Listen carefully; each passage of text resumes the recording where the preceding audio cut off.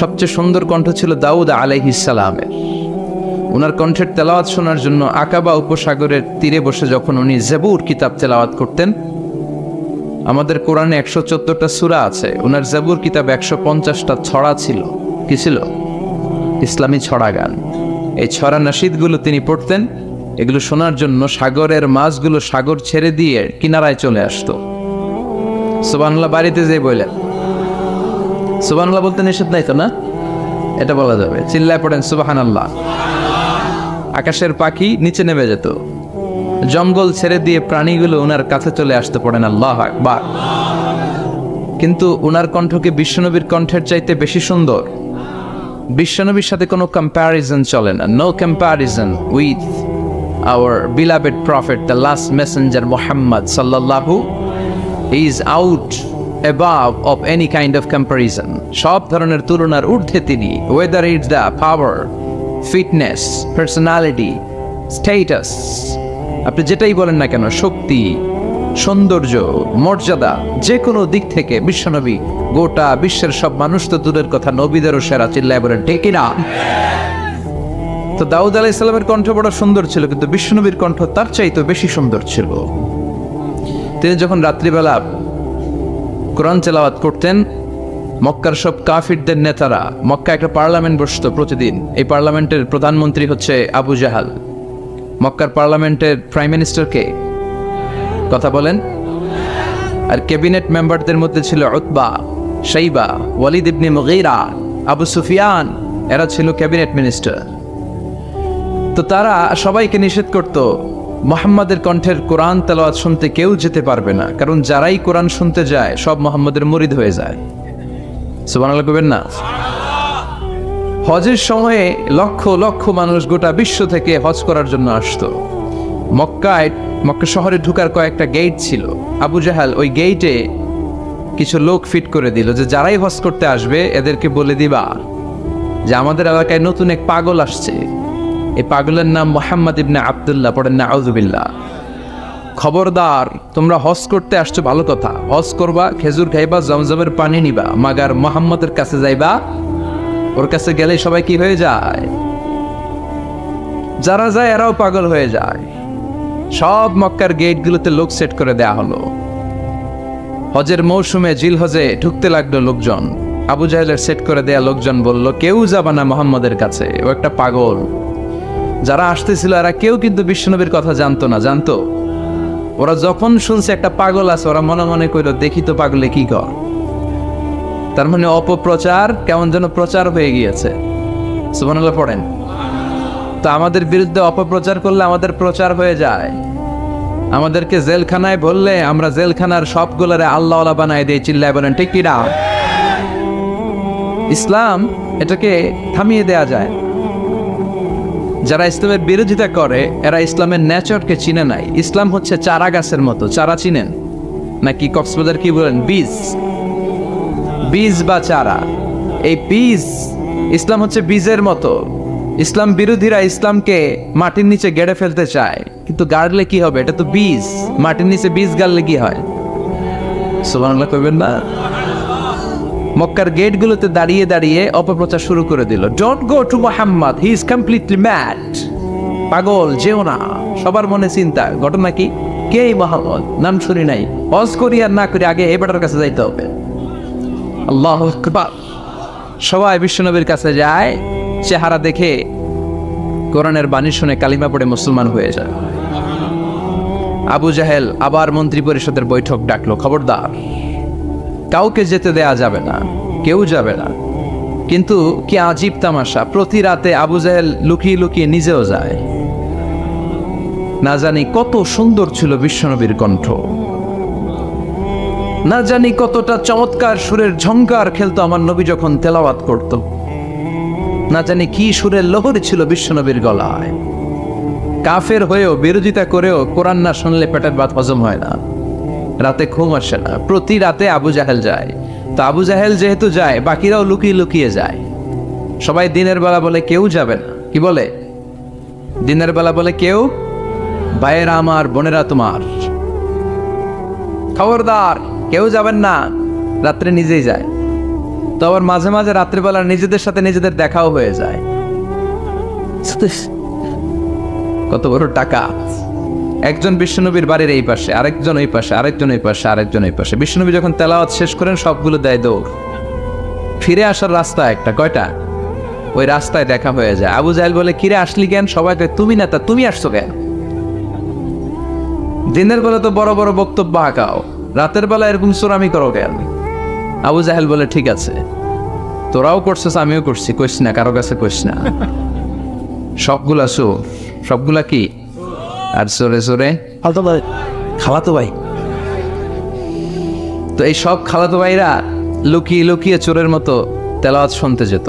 আবু জাহেল বলল, কেউ যেতে পারবে না, সবাই রাজি। এরপরের দিন আবু জাহেল বলল, আজ থেকে কেউ যদি যাস তোদের সম্পত্তি সব সিজ করা হবে, আর মাথার চুল কামিয়ে আলকাতরা মেখে মক্কার বাজারে ঘুরানো হবে। সবাই বলে আমরা রাজি। আবু জাহেল বলে, তাহলে সাইন কর। সবাইকে আগে আমনে করেন। Abu Jahel as a chairman he gave the signature. সে ওই বন্ডে সিগনেচার দিল যে যদি যাওয়া হয় আমাদের সম্পদ রাষ্ট্রীয়ভাবে সিজ করা হবে, মাথার চুল কামিয়ে আলকাতরা মেখে মক্কার বাজারে ঘুরানো হবে। তো সবাই স্বাক্ষর করলো।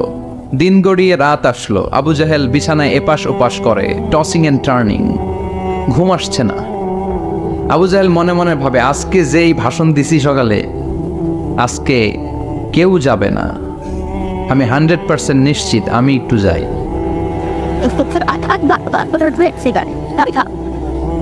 মজার ব্যাপার হলো, উতবা, সাইবা, ওয়ালিদ ইবনে মুগীরা তারাও নিশ্চিত যে কেউ যাবে না। তারাও বাড়িতে বসে নিশ্চিত যে কেউ যাবে না, আমি একটু। আজকেও সব খালাতো ভাইয়েরা, কেউ ডানে, কেউ বায়ে, কেউ সামনে পেছনে। বিশ্বনবীর বাড়িটা এখন যেখানে, এটা সৌদি গভর্নমেন্ট ওই জায়গায় লাইব্রেরি করে রেখেছে। লাইব্রেরি, জ্ঞানের আলো বিতরণ হচ্ছে। গেলেই ফ্রি বই, ফ্রান্সের মানুষ ফ্রেঞ্চ ভাষায় ট্রান্সলেট করা কোরআনের অনুবাদ, বাঙালি বাংলা ভাষায়, ইন্ডিয়ান হিন্দি ভাষায়, কেরালা ভাষায়, মান্ডারিন, ইংরেজিতে তো আছেই। বিশ্বনবীর ওখানে গেলেই বই। তার পাশেই এই প্রাইম মিনিস্টারের বাড়ি, মানে আবু জাহেলের বাড়ি। ওইখানে গেলে ফ্রি দুর্গন্ধ পাওয়া যায়, ফ্রি, কোনো টাকা দেওয়া লাগবে না। আর বাংলাদেশের হাজিরা ওইখানে গেলে সবাই ওইটারে খোঁজে। বাংলাদেশিরাও খোঁজে, পাকিস্তানিরাও খোঁজে, চায়নার উইগুর প্রদেশের যারা, আমাদের সাথে অনেক কিছু মিল আছে। হানাফি স্কুল অফ থট তারা প্র্যাকটিস করে। সবাই জেদ্দাতে নেমেই আগে বলে, আবু জাহেলের বাড়ি কই? সবাই বলে, আপনি তো আসছেন উমরা করতে, আবু জাহেলের বাড়িতে কি করবেন? কই, যাইয়া হাইগা ভরাই দিয়ে আসুন। প্রাইম মিনিস্টারের বাড়িতে যে গোটা বিশ্বের মানুষ পায়খানা করে দুর্গন্ধ করে দিয়ে আসে। এজন্য প্রাইম মিনিস্টারদেরকেও সাবধান হওয়ার দরকার আছে না নাই? চারদিকে সব খালাতো ভাইরা সেট আপ, প্রাণ ভরে আজকে শুনবো। প্রতিদিন দেখা হয়ে যায়, আজকে কারো সাথে দেখা হবে না। তো সবাই প্রাণ ভরে বিশ্বনবীর কণ্ঠের জাদুমাখা তেলাওয়াত শুনে, বিশ্বনবী কোরআন তেলাওয়াত যখন শেষ করলেন সবগুলা দিছে দৌড়। কিন্তু ফিরে যাওয়ার রাস্তা কয়টা? আজকেও দেখা। আজকে কেউ কাউরে কিছু বলে না, সবার মাথা নিচের দিকে। আবু জাহেলও নিচে তাকায় আছে লজ্জায়। উতবা, সাইবা, ওয়ালিদ ইবনে মুগীরা, পুরো দেশের মিনিস্ট্রি ক্যাবিনেট সবগুলা নিচের দিকে। ওদিকে মশার কামড় আছে না নাই? দীর্ঘক্ষণ নিচের দিকে তাকিয়ে থাকার পরে আবু জাহেল কয়, চল, যা হইছে হইছে, যা হইছে হইছে। কালকে থেকে আমরা সব চোরগুলা রাত্রে এক লগে ঘুমাবো, যাতে করে কাউকে ফাঁকি দিয়ে কেউ যেতে না পারে। এই গল্পটা শোনানোর উদ্দেশ্য হচ্ছে এটা যে বিশ্বনবীর কণ্ঠটা যেন তেন কণ্ঠ ছিল না, অসাধারণ একটা কণ্ঠ ছিল, যে কারণে এই কোরআনের বিরোধিতা করেও তারা এই কণ্ঠের তেলাওয়াত শোনার জন্য পাগল হয়ে যেত। সুবহানাল্লাহ পড়বেন না? এজন্য যুবক ভাইয়েরা, তোমাদের সময়গুলোকে কাজে লাগাতে হবে। অলসতা যেন তোমাদেরকে শয়তান তোমাদের মাথায় আটটা না বসায়। এজন্য গভর্নমেন্টের দায়িত্ব হচ্ছে তাদের কর্মসংস্থানের ব্যবস্থা করা। সব কাজ আবার গভর্নমেন্টের উপর চাপালে চলবে না। আমাদের দেশে যে সিস্টেমটা, একটা বাজে সিস্টেম চালু হয়েছে, যারা ভোটে জিতে ক্ষমতায় আসে সব দায়িত্ব এদের, বিরোধী দলের কোনো দায়িত্ব নাই, তাই না? আবার ওই বিরোধী দল যদি ক্ষমতায় যায়, পুরো দেশের মা বাপেরা, অন্য দলের কোনো খাওয়া নাই, আছে খালি মায়ের কথা কন। আবার নির্বাচনে হাইরে গেলে ওরা খায় মায়ের, আমরা খালি মারামারি দেখি রেসলিং টিভিতে, আচ্ছা না নাই? তো এটা ঠিক না। কেউ সরকার গঠন করলে তাদের উচিত বিরোধী দলের মধ্যে যারা ক্যাপাবল, লিডারশিপ কোয়ালিটি আছে তাদেরকে নিয়েও কাজ করা। হ্যাঁ, লিডারশিপ আমাদের থাকবে, প্রধানমন্ত্রী আমরা গঠন করব, কিন্তু বিরোধী দলের যে এত বড় অক্সিলিয়ারি ফোর্স, এত বড় লক্ষ লক্ষ মানুষ জনসভায় তারা যুক্ত হয়, ওদের বিরুদ্ধে জেল জরিমানা দিয়ে আমার দেশের কি লাভ? কথা বলে, দেশটা আমাদের সবার না? নাকি বিরোধী দলে গেলে আর দেশের জন্য মায়া নাই, সব দায়িত্ব সরকারের? আসেন এগুলো থেকে বেরিয়ে আসবেন। আপনাদের সিদ্ধান্তই পারে এই বাজে প্র্যাকটিস থেকে আমার দেশটার হেফাজত করতে। সবাই রাজি আছেন তো? এজন্য গভর্নমেন্টের উচিত এই বেকারত্ব দূর করা। এলাকার যারা বিজনেস ম্যাগনেট আছে তাদের উচিত বেকারত্ব দূর করে দেয়া। বেকারত্ব দূর করে দেওয়ার মতো সওয়াবের কাজ পৃথিবীতে নাই। সুবহানাল্লাহ পড়ে। অনেকে মনে করে নামাজ পড়লেই সওয়াব, রোজা রাখলেই সওয়াব। না, আপনি যদি একজনের কর্মসংস্থানের ব্যবস্থা করে দেন, তার মাধ্যমে যদি ফ্যামিলিটা চলে, এর চেয়ে বড় সওয়াবের কাজ আর নাই। একজন অসুস্থ, রক্ত দরকার, গা থেকে রক্ত দিয়ে দিলেন, এর চেয়ে সওয়াবের কাজ আছে? এক জায়গায় গাছ লাগিয়ে দিলেন, রোহিঙ্গার ভাইয়েরা না খেয়ে মরে, টিউবওয়েল লাগিয়ে দিলেন, এর চেয়ে বড় ইবাদতের কাজ আর আছে? কথা বলেন।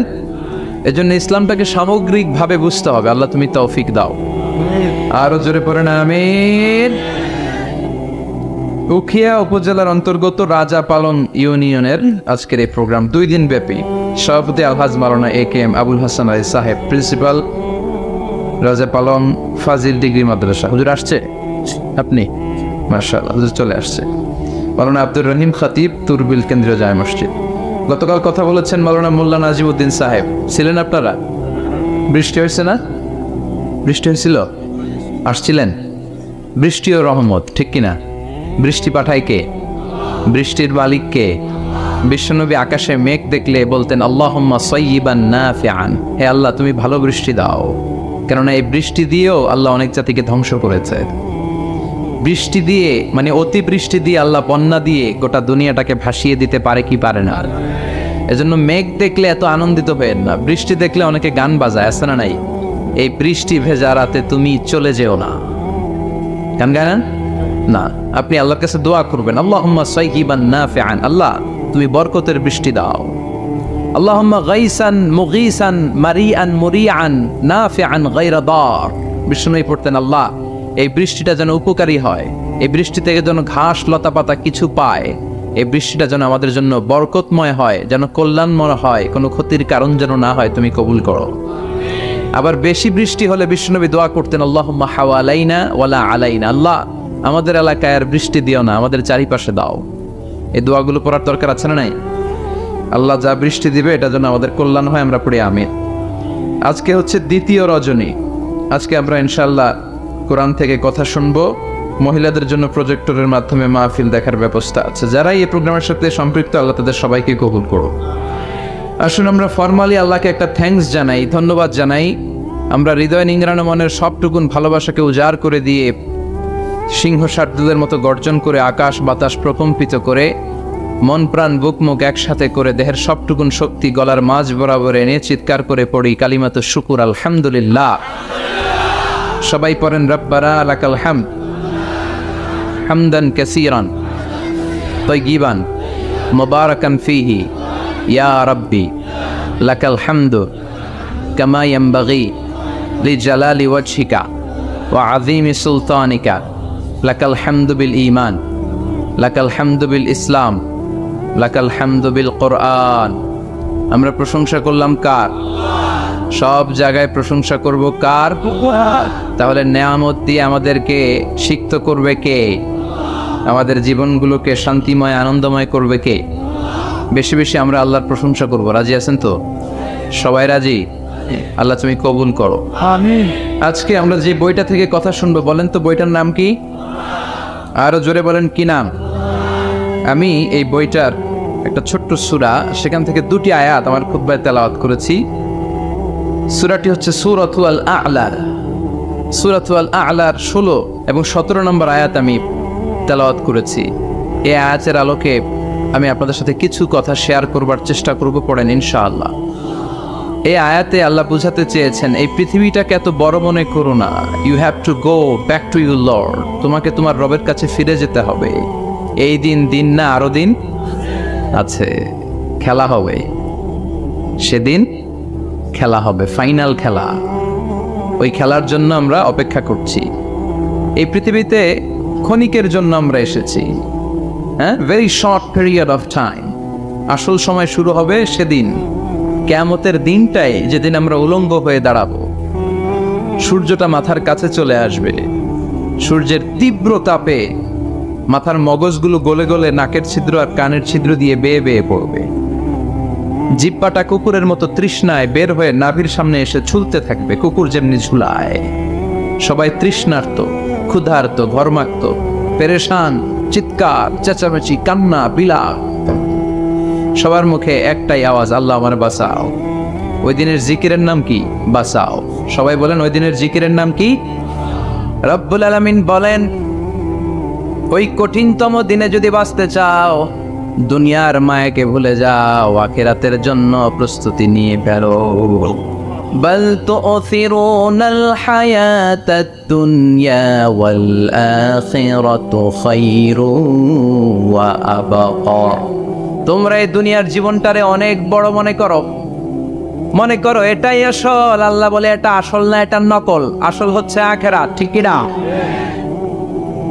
এই দুনিয়ার জীবন হলো অস্থায়ী, আখিরাতের জীবন হলো চিরস্থায়ী জীবন। এই দুনিয়ার জীবনটা উত্তম নয়, আখিরাতের জীবনটা উত্তম। কার কথা? বল তুসিরুনাল হায়াতাদ দুনিয়া। তোমরা এই দুনিয়ার জীবনকে বড় মনে করো, দুনিয়া করো। তোমরা আব্দুল্লাহ না হয়ে আব্দুদ দুনিয়া হয়েছ, আল্লাহর দাস হও নাই, দুনিয়ার দাস হয়েছ। তোমরা দুনিয়া করো, দুনিয়াটা ক্ষণস্থায়ী, চিরস্থায়ী হচ্ছে আখিরাত। কার কথা? এজন্য আল্লাহ বললেন, ওয়ালাল আখিরাতু খায়রুল লাকা মিনাল উলা। ও নবী, দুনিয়া নয়, আখিরাত আপনার জন্য উত্তম। সুবহানাল্লাহ। আখিরাত এটা সেরা, এটা স্থায়ী, এটা উত্তম, দুনিয়াটা নয়। You prioritise this life in this world, but the life after death much more better than this worldly life. এই দুনিয়াকে তুমি বড় মনে করো, দুনিয়াটাই সব মনে করো। দুনিয়াটাই সব নয়, আরো বড় জগৎ আছে না নেই? এই দুনিয়াটা আসলে একটা মোহ। এটা কি? একটা খেলার মধ্যে আমরা পড়ে আছি, মোহাচ্ছন্ন, লোভাতুর হয়ে আছি। চাকচিক্যময় দুনিয়া দেখে এর পরীক্ষার ভেতরে পড়ে আখিরাতকে আমরা ভুলিয়ে গিয়েছি। আর আল্লাহ বলেছেন, দুনিয়া নয়, শ্রেষ্ঠ হলো আখিরাত। ওই আখিরাতের জন্য তোমরা সামান জোগাড় করো। চিল্লায় বলেন, ঠিক কি না? আবার আল্লাহ বললেন, এই দুনিয়ার জীবনটা হলো মাতাউল গুরুর, ওয়া মাল হায়াতুদ দুনিয়া ইল্লা মাতাউল গুরুর। দুনিয়ার জীবনটা হলো সাময়িক ভোগের সামগ্রী, সাময়িক ভোগের বিষয়। আজ আছে কাল নাই, হাতের ময়লা, ছেড়ে দিলে সব শেষ, ঠিক কি না? আবার আল্লাহ বললেন, এই দুনিয়ার জীবন হলো লাইবুন ওয়া লাহবুন, ওয়া মাল হায়াতুদ দুনিয়া ইল্লা লাইবুন ওয়া লাহবুন। দুনিয়ার জীবন হলো খেল তামাশা, মরলে সব শেষ হয়ে যাবে। চিল্লায় বলেন, ঠিক কি না? ওরে এভবের রঙ্গ হবে যে ভঙ্গ, সবই সাধেরই অঙ্গ তোমার মাটিতে মিলাবে, জন্মিলে মরিতে হবে, ঠিক কি না? মাটিতে মিলিয়ে যাবে, কিচ্ছু থাকবে না, লাশ হয়ে যাবে, খুঁজেও পাওয়া যাবে না। আবার আল্লাহ বললেন, এই দুনিয়ার দৃষ্টান্ত হলো কামা ইন আনজালনাহু মিনাস সামা। এই দুনিয়ার জীবন আকাশ থেকে পাঠানো পানির মতো। এই পানি দিয়ে দুনিয়াতে গাছ হয়, একদিন গাছগুলো মরে যায়, ভুসি হয়ে যায়। বাতাসের এক ঝাপটায় ভুসিগুলো কই যায়, খুঁজেই পাওয়া যায় না, ঠিক কি না? কোথায় যে চলে যাবে দুনিয়ার জীবন, খুঁজেই পাওয়া যাবে না। টিকে থাকবে, অবশিষ্ট থাকবে, আজীবনের জন্য অপেক্ষা করবে একটা কাল, সেটা হচ্ছে আখিরাত। চিল্লায় বলেন, ঠিক কি না? আমরা লোভের মধ্যে পড়ে আছি, মহাচ্ছন্ন। কখন যে ডাক চলে আসবে আমরা জানি। চিল্লায় বলেন, জানি। একদিন মাটির ভেতরে হবে ঘরে মন আমার, কেন বাঁধো দালান ঘর রে মন আমার, কেন বাঁধো দালান ঘর। প্রাণ পাখি উড়ে যাবে পিঞ্জড় ছেড়ে, ধরা দামে সবই রবে তুমি যাবে চলে। বন্ধু বান্ধব যত, মাতা পিতা দ্বারা সুত, সবই হবে তোমার পরে মন আমার, কেন বাঁধো দালান ঘর। একদিন মাটির ভেতরে হবে ঘর রে মন আমার, কেন বাঁধো দালান ঘর রে মন আমার, কেন বাঁধো দালান ঘর। চিল্লায় বলেন ঠিক কিনা? অমাল হায়াতুদ দুনিয়া ইল্লা মাতাউল গুরুর। দুনিয়ার জীবনটা এটা ভোগের সামগ্রী, আজ আছে কাল নাই, কখন যে চলে যেতে হবে কেউ জানি না। আপনাদের এই মাহফিলে আসার আগ দিয়ে এই কিছু সামনে কি রাস্তা যেন বলে এটাকে, এই করুলিয়া বাস স্ট্যান্ডের এদিকেই আমার প্রাইভেট কার যখন যাচ্ছে, আমরা যখন যাচ্ছি, হুট করে আরেকটা গাড়ি এসে একজনকে ধাক্কা মারলো, হুন্ডা গেল একদিকে, সে গেল একদিকে। হঠাৎ দেখি মাথা দিয়ে ফিনকি দিয়ে রক্ত বেরোচ্ছে, আবছা অন্ধকার, গাড়ির আলোতে দেখা যাচ্ছে ফিনকি দিয়ে রক্ত, এরকম রাস্তার পাশ দিয়ে রক্ত বেয়ে বেয়ে পড়ছে। মুহূর্তের মধ্যে এক ধাক্কায় নাই। তার কত চিন্তা ছিল, কত প্ল্যান ছিল জীবন নিয়ে, সুন্দর সংসার করবে, বাবা মার মুখ খুশি করবে, সমাজের জন্য অনেক কিছু উপহার দিবে, সামনে নির্বাচন আসতেছে, এটা নিয়ে তার মাথায় টেনশন ছিল না। কে আসবে ক্ষমতায়, কত উৎসব, কত আমেজ, কিন্তু নাই, সব অঙ্গ করে দিল কে? আজকে রাতে আমাদেরও এরকম ঘটতে পারে কি পারে না? এই মাহফিল থেকে সহি সালামতে বাসায় ফিরতে পারবো গ্যারান্টি লেটার আছে নাকি?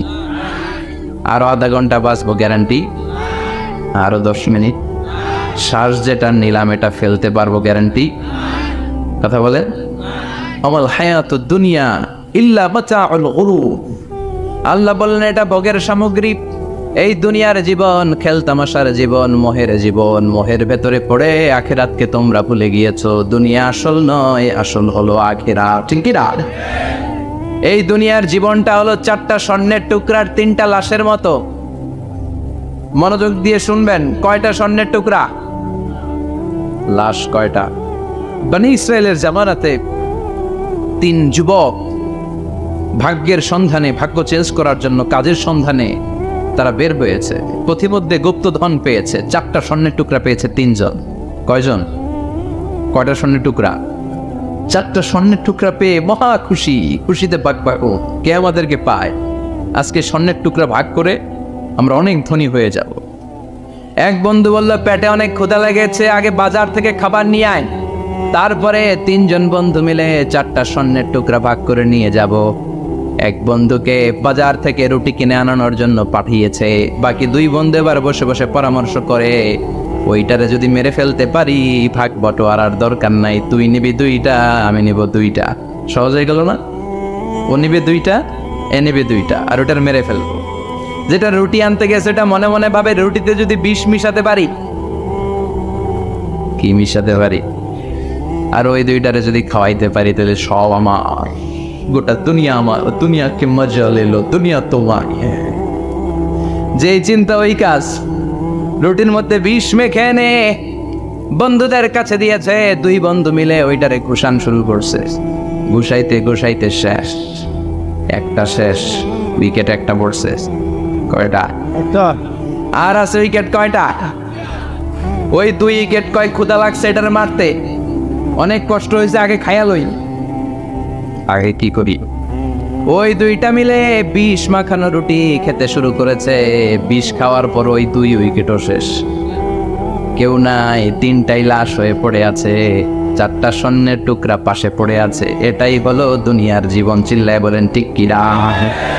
এজন্য আল্লাহ বললেন, গোলাম থাকতে আসো নাই, চলে যাবা। কুল্লু নাফসিন যায়িকাতুল মাউত সুম্মা ইলাইনা তুরজাউন। সবাইকে মরতে হবে, কেউ থাকবে না। এই পৃথিবীতে প্রাণ নিয়ে যারা আগমন করার সুযোগ পেয়েছে সবাই মরবে, আজ হোক কাল, আগে হোক পরে, সবাইকে যেতে হবে। চিল্লায় বলেন ঠিক কি না? আবার আল্লাহ বললেন আইনামা তাকুনু ইউদরিকুমুল মাউত, যেখানেই থাকো না কেন মৃত্যু তোমাদেরকে ছাড়বে না। মৃত্যু তোমাদেরকে সাক্ষাৎ করবে, মৃত্যু তোমাদেরকে খুঁজে বের করবে। যদিও সুদূর আকাশ পানে, পালাও সেথায় লাগিয়ে সিঁড়ি। আকাশের উপরে যদি বিশাল সিঁড়ি লাগিয়ে চতুর্থ আকাশে চলে যান, চাঁদের মধ্যে বাড়ি করেন, মঙ্গল গ্রহে বাড়ি করেন, ওই জায়গায় মালাকুল মাউত আপনারে খুঁজে পাবে না। চাঁদেও খুঁজে পাবে, মঙ্গল গ্রহে যদি যান, স্যাটেলাইট, আমাদের একটা বঙ্গবন্ধু স্যাটেলাইট চ্যানেল লঞ্চ করা হয়েছে না, ওইখানে গেলে তো আর নাই মালাকুল মাউত। কথা বলেন। আল্লাহ বললেন ওয়াজাআত সাকরাতুল মাউতি বিল হক, মৃত্যুর কষ্ট তোমাদের ছাড়বে না, যেখানেই তোমরা থাকো না কেন মৃত্যু ঠিকই তোমাদের পাকড়াও করবে। চিল্লায় বলেন ঠিক কি না? আবার মৃত্যুর একটা নির্ধারিত সময় আছে, ওই সময় যখন আসে 1 সেকেন্ড আগেও আসে না, পরেও আসে না। কার কথা? লিকুল্লি উম্মাতিন আজালুন ফাইযা জাআ আজালুহা লা ইস্তাখিরুনা সাআতাও ওয়া লা ইস্তাকদিমুন। মৃত্যুর জন্য একটা নির্ধারিত টাইম আছে, টাইমটারে বেঁধে দিয়েছে কে? ওই টাইমটা যখন চলে আসে 1 সেকেন্ড আগেও আসে না, 1 সেকেন্ড পরেও আসে না, অন টাইম আসে। কিভাবে আসে? On time. কথা বলেন, সবাই বলেন অন টাইম। আরো জোরে বলেন, death will come on time, death never late. মৃত্যু যখন আসে অন টাইমে আসে, নির্ধারিত একটা সময় আসে, ওই সময়ের আগেও আসে না, পরেও আসে না। 1 সেকেন্ড আগেও আসবে না, পরেও আসবে না। মনে করেন আপনাকে রব্বুল আলামিন 60 বছরের হায়াত দিয়েছে, আপনার বয়স এখন 50 বছর, আরো বাকি কয় বছর? এখন গোটা বিশ্বের সবাই মিলে যদি আপনারে মারতে চায়, কিছু করতে পারবে নাকি? কথা বলে। আবার রব্বুল আলামিন আজ রাত 12টায় আপনার হায়াত কেড়ে নেবে, মালাকুল মাউত এসে রূহ কবজ করবে। দুনিয়াতে আর থাকার কোনো পারমিশন আপনার নাই, থাকার কোনো সুযোগ নাই। গোটা বিশ্বের সবাই মিলে যদি আপনারে রাখতে চায়, রাখতে পারবে নাকি? কথা বলেন। চলে যেতে হবে। এই পৃথিবীতে আসার একটা সিস্টেম থাকে, যাওয়ার কোনো সিস্টেম নাই, ঠিক কি না? আসার সময় আগে আসছে আমার দাদা, তারপর আমার বাবা, তারপরে আমি, তারপরে আমার ছেলে, তারপরে আমার নাতি, তারপরে তার ছেলে, ঠিক কি না? তার মানে আসার একটা সিরিয়াল আছে, যাওয়ার কোনো সিরিয়াল আছে নাকি? কথা কন। নাকি সিস্টেম দাদা আগে আসছে, দাদাই আগে যাবে, নাতি যেতে পারবে না? কথা বলে। দাদার আগে নাতি মরে, এরকম আছে না নাই? মায়ের আগে মেয়ে যায়, আছে না নাই? মুরব্বী বাজানেরা বেঁচে থাকে, আমাদের মতো যুবকগুলো অ্যাক্সিডেন্টে মারা যায়, আছে না নাই? আবার অসুস্থরা বেঁচে থাকে, সুস্থরা মরে যায়, আছে না নাই? হাসপাতালে রোগীগুলো বেঁচে থাকে, ডাক্তার মরে যায়, আছে না নাই? উখিয়াতে তো ডাক্তার মরে না, দিকেও ডাক্তার মরে। ওনারা না বাঁচায় মানুষে? হ্যাঁ হ্যাঁ, আল্লাহ বাঁচায়, ডাক্তার হচ্ছে ওয়াসিলা। চিল্লা এখন ঠিক কিনা? তার মানে এই মরণের একটা সিরিয়াল, দুনিয়ার থেকে চলে যাওয়ার কোনো সিরিয়াল থাকে না, মরে যাওয়ার সিরিয়াল থাকে না, আসার একটা সিরিয়াল থাকে, যাওয়ার কোনো সিরিয়াল থাকে না। কি বলেন? জোরে বলেন। আবার চলে যাওয়ার কোনো ভরসা নাই, 1 সেকেন্ডের মধ্যে সব হয়ে যায়। একটা সঙ্গীত আছে না, 1 সেকেন্ডের নাই ভরসা, ভঙ্গ হবে রং তামাশা, চক্ষু বুঝিলে হায়রে দম ফুরাইলে। চিল্লায় বলে ঠিক কিনা? হায়রে মানুষ রঙিন ফানুষ, দম ফুরাইলে তবু তো ভাই কারোরই নাই একটুখানি। কথা কয় না? হায়রে মানুষ রঙিন ফানুষ, রঙিন ফানুষ, হায়রে মানুষ। চিল্লায় বলেন ঠিক কিনা? যে কোনো সময় চলে যায়। এই গানের যিনি সিঙ্গার ছিলেন, আমরা তখন ছোট, ফিরোজ শাহ বা ফিরোজ শাহ নামের। 1 সেকেন্ডের নাই ভরসা, ভঙ্গ হবে রং তামাশা, চক্ষু বুঝিলে হায়রে দম ফুরাইলে। এই গানটা উনি গাইতে গাইতে স্টেজে মারা গিয়েছিলেন। দেখেন নাই? মুরব্বীরা জানবেন। তার মানে মৃত্যুর গান গেতে গেতে অনেকে মৃত্যুবরণ করে, এরকম আছে না নাই? অনেকে খাওয়ার টেবিলে বসে মারা যায়, আছে না নাই? ফুটবলার ফুটবল খেলতে খেলতে মরছে, দেখেন নাই? ক্রিকেট খেলতে খেলতে ময়রা যায়, আছে না নাই? রেসলিং খেলতে খেলতে মারা যায়, দেখেন নাই? হ্যাঁ, এরকম ভিডিও দেখা যায় যে প্রতিপক্ষকে রেসলিং খেলায় মারতে মারতে শেষ, এখনই জিতে যাবে, হঠাৎ করে তাকায় কিচ্ছু বোঝে না, হঠাৎ করে জামিনে উল্টে পড়ে যায়, রেফারি এসে মাটিতে বাড়ি মারে, আর লড়ে না। আছে না? রেফারি কি করে? মাটিতে বাড়ি মারে, এতক্ষণ সে জিতে যায়, এখন আর নড়েই না। তাকাতে তাকাতে দুনিয়া থেকে নাই। অনেক টেলিভিশনের নিউজ রিপোর্টার রিপোর্ট করতে করতে নাই, দম ফুরাইলে শেষ হয়ে যা। অনেকে অ্যাক্সিডেন্টে মরে, সড়ক দুর্ঘটনায়, অনেকে বিমান দুর্ঘটনায় মরে, আকাশে মরে না? অনেকে পানিতে ডুবে মরে, অনেকে আগুনে পুড়ে মরে, অনেকে ক্রস ফায়ারে মরে, আছে না নাই? আবার অনেকে রাত্রিবেলা বিছানায় ঘুমোতে যায়, সকালে আর ওঠে না। কত ধরনের মরণ। আল্লাহ তুমি আমাদেরকে ভালো মরণ দিও, ইমানি মরণ দিও। ইমানের পথে অবিচল থেকে আমার মরণ যেন হয়, ইমানের পথে অবিচল থেকে আমার মরণ যেন হয়। তোমারই কাছে মিনতি আমার, তোমারই কাছে মিনতি আমার, মহামহিম দয়াময়। ইমানের পথে অবিচল থেকে আমার মরণ যেন হয়। চিল্লায় পড়ে না আমিন। তার মানে কে কোথায় মরবো আমরা কেউ জানি নাকি? ওমা তাদরি নাফসুম বিআইয়ি আরদিন তামুত, কোন জায়গায় মরবা, কখন মরবা কেউ আমরা জানি না, কিন্তু মরবো সবাই জানি, ঠিক কি না? কুল্লু নাফসিন যায়িকাতুল মাউত, প্রত্যেকটি আত্মার মৃত্যুবরণ করতে হবে, এটা আমরা সবাই জানি। The most certain thing in life is death, but the most uncertain thing in our life is the time of death. এ জীবনের সবচেয়ে সুনিশ্চিত বিষয় হলো মরণ, সবচেয়ে অনিশ্চিত বিষয় হলো মরণের সময়। চিল্লা এখন ঠিক কিনা? মরবো যে আমরা সবাই জানি, কিন্তু কোথায় মরবো আমরা কেউ জানি? জানি আমরা সবাইকেই মরতে হয়, জন্মালেই মরতে হবে, চলে যেতে হবে, থাকা যাবে না। এটাই হলো পৃথিবীর পদ্ধতি। জীবনের সবচাইতে নির্মম ঘটনা হচ্ছে মরণ, সবচাইতে ভয়ঙ্কর অভিজ্ঞতা। কোন প্রাণীর জন্য সর্বোচ্চ এবং সবচাইতে ভয়ঙ্কর অভিজ্ঞতা হচ্ছে মৃত্যু, এবং এত ভয়ঙ্কর অভিজ্ঞতা, এই অভিজ্ঞতাটা কারো কাছে শেয়ার করে যাওয়া যায় না। মরার সময় কেউ বলে যেতে পারছিল আমার মরতে এমন লাগছে, কইতে পারছে? কেমন লাগছে বলতে পারে? বলা যায় না। তার আগেই চলে যেতে হয় শৈশব, কৈশোর, যৌবন, বার্ধক্য, প্রৌঢ়ত্ব, হ্যাঁ, বয়সের ছাপ, কালো চুল দাড়ি সাদা হয়ে যাওয়া, দাড়ি চুলের শুভ্রতা, দুর্বলতা। This is the circle of life. ছোট্ট ছিলাম, বড় হলাম, সিঙ্গেল ছিলাম, ডবল হলাম, তারপরে বাবা হলাম, তারপরে শ্বশুর হলাম, তারপরে নানা হলাম, তারপরে চলে যেতে হবে। This is the circle of life. চিল্লায় বলে ঠিক কিনা? এই যে মুরব্বীরা, দাড়ি পাকা মুরব্বী যারা আছে, আপনারা কি মনে করছেন মায়ের পেট থেকে এরকম মুরব্বী হয়ে বেরিয়েছিল? কিরকম বের হয়েছিল? তারাও ওয়া ওয়া করেছে, এরাও ফিডার খাইতো, এই চাচারা খায় নাই? এরাও ফিডার খেত, এরাও মায়ের বুকের দুধ খেত, এরাও ছোট্ট বাচ্চাদের মতো গরমকালে পানির মধ্যে ডুবাইতো। স্কুল ফাঁকি দিয়ে বাচ্চারা ডুবায়, আছে না নাই? উখিয়াতে এরকম নাই?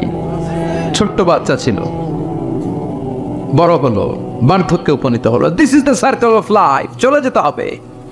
বিশ্বনবী বললেন আমার উম্মতি মা বাইনা সিত্তিনা ইলা সাবঈন, আমার উম্মতের গড় বয়স হলো 60 থেকে 70। এই উম্মতের গড় বয়স কত? 60 থেকে 70। ওয়া আকাল্লুহুম মাইয়াজুজু যালিক, অল্প কিছু মানুষ আছে যারা 70-এর বেশি হায়াত পায়। এখানে 70-এর বেশি আছেন কারা? হাত তোলেন দেখি তো। কয়জন? একজন, দুইজন, তিনজন? মাশাআল্লাহ। আল্লাহ আরো হায়াত দেখ, আল্লাহ এদেরকে আরো হায়াত দারাজ করুক। চিল্লায় বলেন আমিন। তার মানে আমার উম্মতি মা বাইনা সিত্তিন ইলা সাবঈন। বিশ্বনবী বললেন এই উম্মতের গড় বয়স 60 থেকে 70। আর 70-এর বেশি হায়াত পাবে। ওয়া আকাল্লুহুম ইয়াজুজু যালিক, 70-এর বেশি পাবে হাতে গোনা, গুনে বের করে ফেলা যায় 1 জন 2 জন 3 জন, বাকি সব 60-এর আগে নাই। ঠুস ছিল এখন ঠিক কিনা? বাংলাদেশের গড় হায়াত কত মানুষের? 60। বিশ্বনবীর কথার সাথে মিলে গেছে, চিল্লায় পড়েন সুবহানাল্লাহ। এই জন্য বিশ্বনবী বলেন, এই যে মুরব্বীদের দাড়ি পাকে, এই যে রাস্তায় অ্যাক্সিডেন্ট হয়, এই যে ক্যান্সারে আক্রান্ত হয়ে লোকজন মারা যায়, তার উপরেও কি টনক নড়ে না? এরপরেও কি বিবেকে ধরে না যে তোমাকে চলে যেতে হবে? আকসিরু যিকরা হাযিবিল লাযযাত, জীবনের সব স্বাদকে পানসা করে দেয় ওই মরণকে স্মরণ করো। মরণকে স্মরণ করলে জাহান্নাম বরণ করা লাগে না। চিল্লায় বলেন ঠিক কি না? ছাড়ি না, ভরে ধরে ধরে না ধরলে আল্লাহ ছাড় দেয় কিন্তু ছেড়ে দেয় না, ঠিক কি না? আমরা পুলিশকে যতটুকু ভয় পাই, আল্লাহরে তার অর্থে তো ভয় পাই না। আমি আবার খুতবার শুরুতে সূরা 3 থেকে তেলাওয়াত করেছি। আসুন এই সূরাটি থেকে আমরা কিছু কথা শুনি, আমলের নিয়তে, ইখলাসের নিয়তে। সূরাটার নাম হচ্ছে সূরাতু আত-তিন। সবাই বলেন সূরার নাম কি? এটি মাক্কি সূরা। কি সূরা? এই সূরার আয়াত সংখ্যা 8টি। কয়টি? আমরা জানি কোরআনের সূরাগুলো 2 ভাগে বিভক্ত, একটা মাক্কি, একটা মাদানী। সেই হিসেবে এই সূরাটি মাক্কি। এই সূরাটি কি? মাক্কি। কোরআনের চ্যাপ্টারগুলো নিয়ে মাঝে মাঝে ভাববেন যে কত ধরনের চ্যাপ্টার আল্লাহ দিলেন। সূরাকে আরবিতে বলে চ্যাপ্টার। সূরাকে আরবিতে কি বলে? তাহলে আওয়াজ করে উত্তর দেন তো, কোরআনের ভেতরে চ্যাপ্টার আছে কয়টা? 114টা। এই চ্যাপ্টারের নাম দিলেন তিনি ফলের নামে। সুবহানাল্লাহ পড়েন। 3 মানে ডুমুর ফল। 3 মানে কি? ডুমুর ফল। খেয়েছেন কখনো? খান নাই? শিকার করে হয়? গাছ আসতে শিকার করে নাই না? আছে? ছোটবেলা আমরা শুনতাম ডুমুর ফল খেলে নাকি মানুষ পাগল হয়ে যায়। আপনারা শুনছেন? এরকম অনেক আজে বাজে কথা কিন্তু আমরা ছোটবেলা শুনেছি, যেগুলোর ভিত্তি নাই। বলা হতো পরীক্ষার দিন সকালে কেউ যদি ডিম খেয়ে যায় তাহলে পরীক্ষা নাকি ডিম পায়। এটা ভুয়া কথা, ডাহা মিথ্যা। আমি সব সময় ফাইনাল পরীক্ষার দিন সকালে ডিম খেয়ে যেতাম আর পরীক্ষা দিয়ে ফার্স্ট হয়ে যেত। এজন্য ডিম খেয়ে গেলে কেউ ডিম পায় না। আমরা বিশ্বাস করি খাইরিহি ওয়া শাররিহি মিনাল্লাহি, ভালো হোক মন্দ হোক করে কে? আবার ছোটবেলায় বলা হতো ওষুধ খাওয়ার সময় বিসমিল্লাহ বলবি না, কারণ বিসমিল্লাহ বললে বরকত হয়ে যায়, মানে তোর রোগ বেড়ে যাবে। কি ডাকা গাছ, ভুয়া গলা। সব ভালো কাজের আগে বিসমিল্লাহ। অবশ্যই আপনি ওষুধ খাওয়ার আগে বিসমিল্লাহ বলবেন। কি পড়বেন? আমাদের দেশে শেখানো হয় ওষুধ হাতে নিয়ে যখন তুমি খাবা তখন পড়বা আল্লাহু শাফি আল্লাহু মুআফি। এটারে উল্টে আবার বাংলাদেশে আল্লাহ শাফি আল্লাহ মাফি। শব্দটা মাফি না, শব্দটা হচ্ছে মুআফি। আল্লাহু শাফি আল্লাহু মুআফি। খেয়াল থাকবে, পড়েন আল্লাহু শাফি আল্লাহু মুআফি, আল্লাহু শাফি আল্লাহু মুআফি। এটা কেন হাদিসে নাই, পড়তে বলা হয় নাই, তবে অর্থটা খুব সুন্দর। আল্লাহ তিনি শিফা দান করেন, আল্লাহ রোগ থেকে মুক্তি দান করেন। ওষুধ আমি খাচ্ছি, মেডিসিন খাওয়া সুন্নাহ না, কিন্তু ওষুধ আমার শেফা দেয় না, মুআফাত দেয় না। আমার শেফা দেয় কে? এই ঘোষণাটা, অ্যানাউন্সমেন্টটা বেশ ভালো, আপনি পড়তে পারেন, কিন্তু সুন্নাহ মনে করে না। এটা ভালো অর্থ তাই পাইবি। আর বিসমিল্লাহ অবশ্যই পড়বেন। সব ভালো কাজের আগে কি? বিসমিল্লাহ। আল্লাহ বুঝার তৌফিক দান করো। তো এই যে এগুলি ভুয়া কথা, মাশহুর, এগুলোকে বলে মাশহুরুন বাইনা আলসিনাতিন নাস, মানুষের ছোটে ছোটে মুখে মুখে প্রচলিত, কোনো ভিত্তি নাই। এরপরে ছোটবেলা শুনতাম জট কলা খাওয়া যাবে, মানে খেলে নাকি 2 বাচ্চা হয়, যমজ বাচ্চা নাকি হয়, একসাথে 2 বাচ্চা বলে না। আমি আরো বেশি বেশি খাইতাম, বলতাম এটা তো আরো ভালো, এক লাখে 2 বাচ্চা হলে 2 বারের কষ্ট একবারে সামনে, তাই না? এক একটা মায়ের এক একটা বেবি জন্ম দিতে কষ্ট হয় না? শুধু কষ্ট, কি পরিমাণে কষ্ট এটা মা জানে, বাবা জানে না। এজন্য বিষ্ণু বলেছেন মায়ের মর্যাদা বাবার চেয়ে কয় গুণ বেশি। আবার আল্লাহ বলেছেন হামালাতু উম্মুহু, বাবা তোমার পেটে ধরে নাই, পেটে ধরেছে কে? ওয়াহানান আলা ওয়াহান, ব্যথা কষ্ট জ্বালা পেট বাবা সহ্য করে নাই, করেছে কে? অফিসালুহু ফি আমাইন, 2 বছর তোমারে বাবা দুধ খাওয়ায় নাই। দুধ খাওয়ানো কে?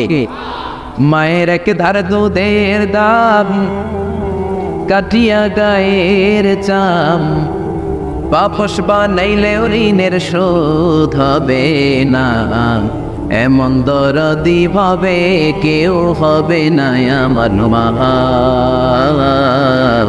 গো, এমন দরদি ভাবে কেউ হবে না আমার মা গো। ঠিক কি না? বিশ্বনবী বললেন লাউ কাতাতা জিলদাক, গায়ের চামড়াগুলো কেটে কেটে রোদে শুকিয়ে যদি মায়ের পায়ের 2টা জুতাও বানিয়ে দাও, ছোটবেলা যে দুধ খেয়েছো সেটার এক ঢোক দুধের শোধ আদায় হবে না। এজন্য মা যে কি কষ্ট করে, এখানে বেশিরভাগই আমরা নর্মাল প্রসেসে পৃথিবীতে এসেছি, তাই না? সিজারিয়ান বেবি খুব কম, থাকলে 1-2টা। নর্মাল প্রসেসে একটা বাচ্চাকে ডেলিভারি করতে একটা মায়ের যে কত কষ্ট হয় আপনি কল্পনাই করতে পারবেন না। চিকিৎসা বিজ্ঞান বলে একজন সুস্থ মানুষ ব্যথার একটা ইউনিট আছে, মাত্রা, ব্যথা মাপার একক। 45 ইউনিট পেইন বা ব্যথা একজন মানুষ সহ্য করতে পারে। ব্যথার তীব্রতা বা মাত্রা যদি 45 ইউনিটের বেশি হয়, যদি ছাড়িয়ে যায়, হয়তো এটা বেহুশ হবে, নয় মরে যাবে। আমার আর আপনার মা যখন আমাদেরকে নর্মাল প্রসেসে ডেলিভারি করেছেন, তখন তারা 45 না 57 ইউনিট প্লাস 57 থেকে 60 ইউনিটের পেইনও তারা ছাড়িয়ে গেছে। 57 ইউনিটেরও বেশি ব্যথা তারা সহ্য করেছে, যেটা কোনো অ্যাক্সিডেন্টে আপনার দেহের 206টা হাড় দিয়েছি, 20টা হাড়ি একসাথে কোনো অ্যাক্সিডেন্টে ভেঙে গেলে যত ব্যথা তার চেয়েও বেশি ব্যথা। এজন্য মায়ের মনে কষ্ট দেয়া যাবে, মায়ের মনে কষ্ট দিয়ে জীবনে কেউ সফল হতে পারে নাই। সাইয়েদনা মুসা আলাইহিস সালাম আল্লাহর একবার জিজ্ঞেস করলেন, আল্লাহ মাইয়াকুমু জালিসি ইয়াউমাল কিয়ামা, আল্লাহ আমার সাথে কিয়ামতের দিন জান্নাতের সাথী কে হবে? আল্লাহ বললেন, জালিসুকা ফিল জান্নাতি জাযা, তোমার সাথী হবে কিয়ামতের দিন বিচার শেষে জান্নাতে যখন ঢুকবে, তোমার সাথী হবে একজন কসাই। কসাই চিনেন? কি করে? গোশত কাটা। সাইয়েদনা মুসা আলাইহিস সালাম অবাক হলেন, ঘটনা কি? কসাই? আমি বললাম নবী আর আমার সাথে জান্নাতে থাকবে? হাউ কাম ইটস পসিবল, এটা কিভাবে সম্ভব? আল্লাহ বললেন, নিজেই দেখে আসো এটা কেমন কসাই। সাইয়েদনা মুসা আলাইহিস সালাম ছদ্মবেশে কসাইয়ের দোকানে দাঁড়িয়ে রইলেন। দেখলেন স্পেশাল বিশেষ কোনো আমল নাই, কসাই শুধু গোশত কাটে, গোশত বিক্রি করে। দিন শেষে দোকান বন্ধ করে প্যাকেটের ভেতরে গোশত নিয়ে বাড়িতে রওনা হয়েছে। বাড়ির ভেতরে ঢুকে যাওয়ার পর সাইয়েদনা মুসা আলাইহিস সালাম ঘরের দরজার কড়া নাড়লেন। কসাই বলে, মান আনতা, তুমি কে? মুসা আলাইহিস সালাম বললেন, আনা মুসাফির, আমি মুসাফির, থাকার জায়গা নেই, আপনি যদি থাকার জায়গা দেন আপনার বাড়িতে থাকবেন। কসাই বলে, আসেন। সাইয়েদনা মুসা আলাইহিস সালাম ঢুকলেন। কসাই বলে, এই ঘরে একটু থাকেন, ওই ঘরে আমার একটু কাজ আছে। মুসা আলাইহিস সালাম বললেন, যান কাজ সেরে আসেন। মুসা আলাইহিস সালাম খেয়াল করলেন ওই ঘরে মাচার উপর থেকে বয়োবৃদ্ধ এক নারীকে তিনি নামিয়ে গোসল করালেন, টাওয়াল নিয়ে গা মুছিয়ে দিলেন, নতুন জামা পরিয়ে দিলেন। এরপর দোকান থেকে আনা সুন্দর গোশতের টুকরাটা নিজ হাতে কেটে রান্না করলেন, তারপর রুটি বানালেন, আর গোশত আর রুটি হাতে নিয়ে ওই মহিলার মুখে তুলে দিচ্ছেন। মহিলা খাচ্ছে, খায় আর বিড়বিড় করে কি যেন দোয়া পড়ে। সুবহানাল্লাহ পড়বেন না? ওই মহিলাকে খাওয়ানোর পরে কসাই সাইয়েদনা মুসা আলাইহিস সালামকে মেহমান হিসেবে খাবার নিয়ে আসলেন। বললেন, ও পথি খাবার খান, সকালবেলা আপনিও চলে যাবেন, আমিও যাব আমার দোকানে, খেয়ে আপনি ঘুমিয়ে পড়েন। মুসা আলাইহিস সালাম বললেন, ততক্ষণ পর্যন্ত তোমার খাবারে আমি হাত দিব না, যতক্ষণ না তুমি বলবা ওই মহিলাটাকে। কসাই বলে, হাদিহি উম্মি, এটা আমার মা। হাদিহি উম্মি, এটা আমার বাবা। এই দুনিয়া এই মা ছাড়া আমার কেউ নাই, আমিও ছাড়া আমার মায়ের কেউ নাই। তাই প্রতিদিন দোকানের কাজ শেষ করে গোশত এনে রান্না করে আমার মারে আমি খাওয়াই। হাদিহি উম্মি, এটা আমার জনম দুঃখিনী মা।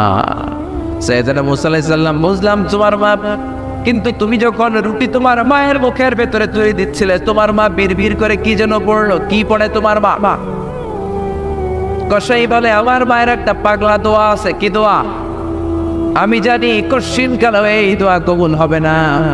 আবেগের বশবর্তী হয়ে প্রতিদিন আমার মা আমার খেদমতে আমার উপর এত সন্তুষ্ট হয়ে যায়, এত খুশি হয়ে যায়। আমার বাপ প্রতিদিন বলতে থাকে, আল্লাহুম্মা জাআল ইবনি জালিসা মুসা ইয়াউমাল কিয়ামাহ। ও আল্লাহ, আমার ছেলের খেদমতে আমি এত সন্তুষ্ট, আমার ছেলের উপর আমি এতটাই রাজি খুশি। শুনেছি এই জামানার সবচেয়ে বড় পয়গম্বর, বনি ইসরাইলের সবচেয়ে বড় নবী, ওই নবীর নাম নাকি মূসা।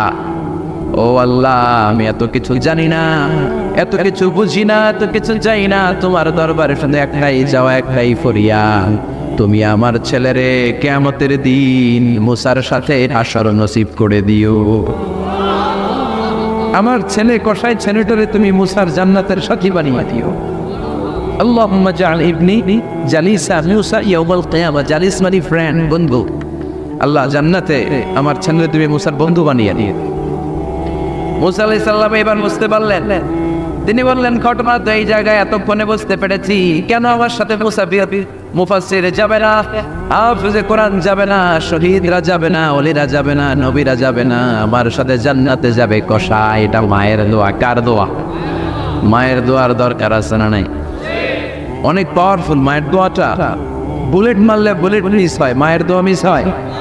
ড্রোন হামলা করলে ড্রোন হামলা মিস হয়ে যেতে পারে, কিন্তু মায়ের দোয়া কোশ্চিনকালে মিস হয় না। চিল্লায় বলেন ঠিক কিনা? মায়ের দোয়াটাও কবুল, বদদোয়াও কবুল। ভয়ঙ্কর কিন্তু মা দোয়া করলে কবুল হয়, কিন্তু বদদোয়া করলে কবুল হয় না। এরকম হলে it was not a big deal, এটা বড় সমস্যা ছিল না। কিন্তু দোয়া করলেও যেমনি কবুল, বদদোয়াটাও কবুল। এজন্য খবর আছে না নাই? এজন্য মায়ের কাছ থেকে সবসময় দোয়া নিতে হবে। দোয়া নিতে রাজি আছেন? আমাদের সমাজে এরকম অনেক ধরনের কুসংস্কার।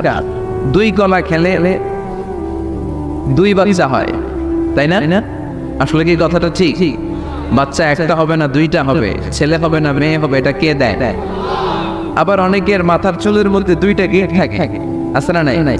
দুই গিট থাকলে কয় তোর দুই বিয়া, তিন গিট থাকলে তিন বিয়া, গিট নাই কয় তোর বিয়া নাই, আছে না নাই? এগুলো মুসলমান বিশ্বাস করতে পারে? মুসলমান বিশ্বাস করে একজনকে, তিনি কে? তো এই তিন ফল এটা খেলে মানুষ পাগল হয়ে যায় না, এটা স্বাস্থ্যকর একটা খাবার। বাংলাদেশের তিন আর আরব দেশের তিনের পার্থক্য আছে। আরব দেশের তিন খুব সুস্বাদু। তো এই তিনের নামে আল্লাহ একটা সূরা দিলেন, সূরার নাম হচ্ছে সূরাতুত তিন। সূরার নাম এরকম অনেক নামে আল্লাহ সূরা দিয়েছেন। খেয়াল করে দেখবেন, মানুষের নামে সূরা দিয়েছেন, সূরাতুল ইনসান, সূরাতুন নাস। আবার ইন্ডিভিজুয়াল 6 জন পুরুষ মানুষের নামে সূরা দিয়েছেন, 6 জন নবীর নামে, একজন ওলির নামে। সূরা হুদ, সূরা ইউসুফ, সূরা ইউনুস, সূরা মুহাম্মদ, সূরা ইব্রাহিম, সূরা নূহ, আছে না নাই? আবার সূরা লুকমান, আছে না নাই? মানুষের নামে সূরা, তাই না? তো 7 জন পুরুষের নামে সূরা, আর মাত্র একজন নারীর নামে আল্লাহ সূরা দিলেন। বলেন তো এই সূরাটার নাম কি? মারিয়াম। তো রেশিওটা কম হয়ে গেছে না? পুরুষ 7 জন, নারী একজন। নারীরা যাতে রাগ না করে, নারীদেরকে বুঝ দেওয়ার জন্য আল্লাহ সব নারীদের নামে আলাদা একটা সূরা দিলেন। সূরার নাম নাও। তার মানে আল্লাহ নারীকে খুশি রাখতে চায়, বিশ্বনবীও নারীদেরকে খুশি রাখতে চায়। আমার অনেকে বলে, হুজুর আপনি নারীদের পক্ষে কথা বলেন বেশ। আমি সবার পক্ষেই বলি, যার যেটা অধিকার তাকে সেটা দিতে হবে, ঠিক কিনা? নারীরা সম্মানিতা, তাদেরকে সম্মান দিতে হবে। বিশ্বনবী তাদেরকে সম্মান দিতে, মায়ের সঙ্গে বিশ্বনবী সবসময় আগে সালাম দিতে। সুবহানাল্লাহ পড়ে। খাদিজা রাদিয়াল্লাহু তাআলা আনহাকে আল্লাহ তাআলা আরশের উপর থেকে সালাম পাঠিয়েছেন। এজন্য নারীদেরকে সালাম দিবেন বেশি বেশি। ঘরে সুখ শান্তি নাই, অনেকে বলল ঘরটা নাকি জাহান্নামের টুকরা, কারণ সালাম নাই। সালাম মানে শান্তি। সালাম মানে কি? সালাম সালাম হাজার সালাম সকল শহীদ স্মরণে আমার হৃদয় রেখে যেতে চাই তাদের স্মৃতির চরণে। পড়েন আমিন। সালাম মানি চিল্লায় বলেন। জান্নাতীরা যখন জান্নাতে ঢুকবে, ফেরেশতারা জান্নাতীদেরকে কি বলবে? সালাম, শান্তি, enter the paradise with peace and security. শান্তি এবং নিরাপত্তার সাথে জান্নাতে ঢুকে যান। এজন্য ঘরটারে শান্তিময় বানাতে চাইলে সালাম দিতে হবে। কি দিতে হবে? আজ থেকে স্ত্রীকে সালাম দিবেন তো ইনশাআল্লাহ। পড়েন। আমার মাইকের আওয়াজ যদি বোনদের কানে যায়, মাদের কানে যায়, আপনাদেরও বলি, আপনারাও আগে আগে সালাম দিবেন। এই দৃশ্য বাচ্চারা দেখলে বাচ্চারাও সালাম শিখবে, ঠিক কিনা? মা খাদিজার ব্যাপারে আল্লাহ বলেছেন, জিব্রাইল তুমি যে খাদিজারে আমার পক্ষ থেকে সালাম দিয়ে দাও, আর খাদিজারে বলে দাও জান্নাতে খাদিজার জন্য এমন ঘর আমি প্রিপেয়ার করে রেখেছি যেই ঘরের ভিতরে কোনো নয়েজ নাই, কোনো আওয়াজ নাই, কোনো ডিস্টার্ব নাই, আছে শান্তি। সুবহানাল্লাহ। কারণ বিশ্বনবীর জন্য খাদিজা নিজের ঘরটার এরকম নয়েজহীন, কোলাহল মুক্ত, শান্তিময় করে রেখেছিলেন। বিশ্বনবী কোলাহলপূর্ণ দাওয়াতি কাজ শেষ করে যখন ঘরে যেতেন, কলিজাটা ঠান্ডা হয়ে যেত। বিশ্বনবীর জন্য এমন একটা ঘর রেখেছিলেন মা খাদিজা, ওই ঘরে বিশ্বনবী যখন প্রবেশ করতেন, বাইরে যত মারপিট হয়েছে, মারামারি হয়েছে, কাফেরদের যত অত্যাচার সহ্য করেছে, ঘরে ঢোকার সাথে সাথে নবী সব ভুলে যেতে। এত মায়া, শান্তি, প্রশান্তির ঘর খাদিজা বানিয়েছিল। এজন্য আল্লাহ বলেছে, জিব্রাইল খাদিজারে বলো, খাদিজার জন্য এমন জান্নাত আমি রেখেছি যে জান্নাতে কোনো সাউন্ড নাই, আওয়াজ নাই, ডিস্টার্ব নাই, কোলাহল নাই, কোনো নয়েজ নাই। চিল্লায় পড়েন আল্লাহ। এজন্য মায়েরা খাদিজার জীবনী থেকে শিক্ষা, স্বামীর জন্য ঘরটারে প্রশান্তিপূর্ণ করে রাখবেন। প্রশান্তির একটা জায়গা যেন হয়, কানের কাছে এসে বেশি বেশি ঘ্যান ঘ্যান করে, ঘরে ঢুকলেই চাল নাই, ডাল নাই, এটা লাগবে, ওইটা লাগবে, ছেলের ওইটা লাগবে, আস্তে আস্তে। অনেক স্বামী হার্ট অ্যাটাক করে স্ত্রীর কারণে, জানেন ঠিক কিনা? ওই কয় ঠিক, সবাই ভুক্তভোগী। কমন করে গেছে। দুই পক্ষরই বললাম না, স্বামীরাও সালাম দিবেন, স্ত্রীরাও দিবেন। সালাম মানে শান্তি, তো ঘরটারে শান্তি দিয়ে ভরে দিবে কে? আর একে অপরের প্রতি শ্রদ্ধা বোধ রাখবে। তো নারীদেরকে খুশি করার জন্য আল্লাহ সূরা দিলেন, সূরাতুন নিসা। প্রাণীদের নামে অনেক সূরা আছে, সূরাতুল বাকারা আছে না নাই? বাকারা মানে কি? গাভী, গাভীর দুধ খাবেন। বিষ্ণু বলেছেন গরুর গোশত খেয়েও কম, দুধ খেয়েও বেশি। আলাইকুম বিআলবানিল বাকার, তোমাদের উচিত গরুর দুধ খাওয়া। ফাইনাহা তুরাবু মিনাল আশজার, কেননা গরুর দুধ এটা হচ্ছে সবুজ ঘাস আর পাতার নির্যাস। ফি লাবানিহা শিফা, গরুর দুধে আছে শিফা। ও ফি লুহমিহা দা, গরুর গোশতে আছে রোগ। গোশতে আছে কি? গরুর গোশত খাইলে রোগ বাড়ে না? অনেক ডাক্তার আছে এরা সিরিয়াল নেয় না, যারা গরুর গোশত খায় বেশ, বলে লাল মাংস যারা খাবে এরা যেন আমার সিরিয়াল না দেয়। আছে না নাই? বিশ্বনবীর খাবারের তালিকায় দুধ ছিল। বিষ্ণু বলতেন বেশি বেশি দুধ খেও, এবং বিষ্ণু বলেছেন মায়েরা যেন তাদের বাচ্চাদেরকে দুধ খাওয়ায়। মায়ের বুকে প্রথম যে দুধটা আসে এটাকে বলে শাল দুধ। এটা বাচ্চার জীবনের প্রথম প্রাকৃতিক টিকা। সুবহানাল্লাহ পড়ে। আমরা কত টাকা দিয়ে দামি দামি টিকা দিই, কিন্তু প্রথম টিকাটা আল্লাহ ফ্রি দিয়েছেন। সুবহানাল্লাহ পড়ে। বাকারার নামে সূরা দিলেন, আনকাবুত মাকড়সার নামে সূরা দিলেন, নাহাল মৌমাছির নামে সূরা, নামাল পিঁপড়ার নামে সূরা। সুবহানাল্লাহ পড়ে। এইভাবে আপনি খুঁজলে কোরআনের চ্যাপ্টারগুলো যে কত সুন্দর সুন্দর নাম দিয়ে আল্লাহ দিয়েছেন, তারই ধারাবাহিকতায় আজকের সূরাটির নাম দিয়েছেন আল্লাহ একটা ফলের নামে। কিসের নামে? 3 ফলের নামে। সূরার নাম কি? সাইয়েদনা বারা ইবনে আযিব রাদিয়াল্লাহু তাআলা আনহু বর্ণনা করেন, বুখারীর বর্ণনা। তিনি বলেন সামি'তু রাসূলুল্লাহ ইয়াকরাউ সূরাতাল তিন ফি সালাতিল ইশা। আমি বারা ইবনে আযিব রাদিয়াল্লাহু তাআলা আনহু এশার নামাজে বিশ্ব নবীকে সূরাতুত তিন তেলাওয়াত করতে শুনেছি। কোন নামাজে? কোন সূরা পড়তেন? কোন নামাজে? কোন সূরা মনে থাকবে? পড়বেন তো? তিনি বলেছেন এশার নামাজে আমি বিশ্ব নবীকে সূরাতুত তিন তেলাওয়াত করতে শুনেছি। ফামা সামি'তু আহসানা সাওতিন মিন সাওতি রাসূলিল্লাহ, আল্লাহ রাসূলের কণ্ঠের চাইতে এত মধুর কণ্ঠ আমার জীবনে শুনি নাই। বিশ্বনবী যখন তেলাওয়াত করতেন সাহাবাদের কলিজা ঠান্ডা হয়ে যেত। সাহাবারা মাঝে মাঝে খাবার না পেলে, ঘরে খাদ্য না থাকলে বিশ্বনবীর কাছে চলে আসতেন, এসে বিশ্বনবীর চেহারার দিকে তাকায় থাকতেন, ওনার কণ্ঠে তেলাওয়াত শুনতেন। বিশ্বনবীর তেলাওয়াত শুনলে চেহারার দিকে তাকায় থাকলে ক্ষুধার কথা তারা ভুলে যেতেন। কি কণ্ঠ ছিল বিশ্বনবী! অনেকে বলে সাইয়েদনা দাউদ আলাইহিস সালামের কণ্ঠ ছিল অনেক চমৎকার, এটা ঠিক, কিন্তু বিশ্বনবীর চাইতে বেশি সুন্দর না। আকাবা উপসাগরের তীরে বসে সাইয়েদনা দাউদ যখন তেলাওয়াত করতেন, সাগরের মাছগুলো সাগর ছেড়ে ডাঙায় চলে আসতো, বনের পশু বন ছেড়ে বাইরে আসতো, আকাশের পাখি আকাশ ছেড়ে দিয়ে নিচে নেমে আসতো। কিন্তু বিশ্বনবীর কণ্ঠটা এর চেয়ে বেশি সুন্দর ছিল। সুবহানাল্লাহ।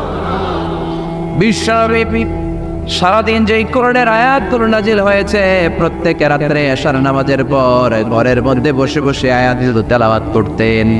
আর মক্কার আবু জাহেল ওয়া শাইবা ওয়ালিদ ইবনে মুগীরা সবাই লুকিয়ে লুকিয়ে তেলাওয়াত শোনার জন্য বাড়ির চিপায় চলে আসতো।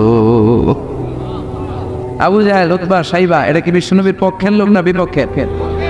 বিপক্ষের লোক হয় নবীর কণ্ঠের তেলাওয়াত শোনার জন্য পাগল। তাইলে কণ্ঠটা কি নরমাল কণ্ঠ ছিল? যেন তেন কণ্ঠ ছিল? আবু জাহেল ছিল মক্কা শহরের প্রেসিডেন্ট, সে ঘোষণা দিয়ে দিত কেউ মুহাম্মাদের কণ্ঠের তেলাওয়াত শুনবা না, শুনতে যেতে পারবা না, সবাইকে নিষেধ করে রাত্রিবেলা চোরের মতো নিজেই যাইতে। সুবহানাল্লাহ। হজের মৌসুমে আবু জাহেল ঘোষণা দিয়ে দিল খবরদার মক্কায় ঢুকার যতগুলো গেট আছে সবগুলো গেটে তোরা দাঁড়ায় থাকবি, হাজিদেরকে বলবি মক্কায় নতুন একটা পাগল এসেছে, তার কথা যারা শুনে তারাও পাগল হয়ে যায়। নাউজুবিল্লাহ। তার কর্মী বাহিনী হজের মৌসুমে বিভিন্ন গেটে পাঠায় দিল। মক্কায় ঢুকার হাজিদের যত গেট, বিভিন্ন দেশ থেকে হাজিরা আসবে, কর্মীদেরকে বলে দিল তোরা বলবি এই এলাকায় নতুন এক পাগলের আমদানি হয়েছে, নাম মুহাম্মদ, পড়েন নাউজুবিল্লাহ। যারাই এই মুহাম্মাদের কণ্ঠের তেলাওয়াত শুনে তারাও পাগল হয়ে যায়। আদেশ অনুযায়ী কর্মীরা মক্কার গেটে দাঁড়িয়ে দাঁড়িয়ে হাজিদেরকে বললো হাজি সাহেব হজে যান, জমজম খান, খেজুর খান, হজ করেন, সমস্যা নাই, কিন্তু নতুন এক পাগল আসছে, এই পাগলের নাম মুহাম্মদ, এই পাগলের কাছে যারা যায় এরাও পাগল হয়ে যায়। হাজি সাহেবরা কোনোদিন এই মুহাম্মদ নামটা শোনে নাই, এই প্রথম শুনলো। শুনেই মনে মনে কয় যেদিকে যাবো আর নাই যাবো আগে মুহাম্মদের কাছে যাবো। সবার আগে কার কাছে যাবো? কারণ মানুষের একটা অভ্যাস হচ্ছে হারিসুন আলামা মুনিয়া, মানুষের যেটা করতে নিষেধ করা হয় বেশি ওইটা মানুষ করে বেশি। মনে মনে হাজিরা বলে তোমরা নিষেধ করছো তো অবশ্যই যাবো, দেখি এই মুহাম্মদটা কে। তার মানে আমাদের বিরুদ্ধে অপপ্রচার করলে এটা আমার পক্ষের প্রচার হয়ে যায়। সুবহানাল্লাহ। ইসলামের বিরুদ্ধে অপপ্রচার করলে এটা কি হয়ে যায়? প্রচার হয়ে যায়। ইউরোপ আমেরিকাতে ইসলামের নামে ট্যাগ লাগায় এক্সট্রিমিস্ট, জঙ্গি, আমরা নাকি জঙ্গি, আমরা নাকি এক্সট্রিমিস্ট।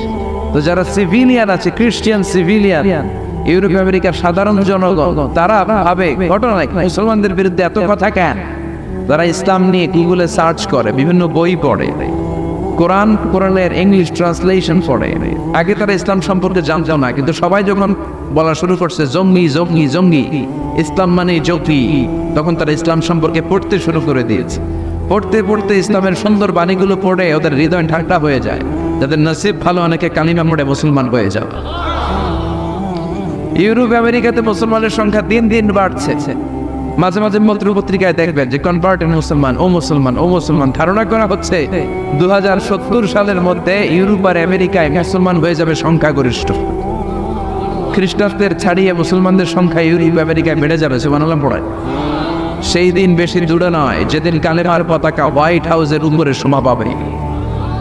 ঘোষণাটা কার? চিল্লায় বলেন ওয়াদাটা কার?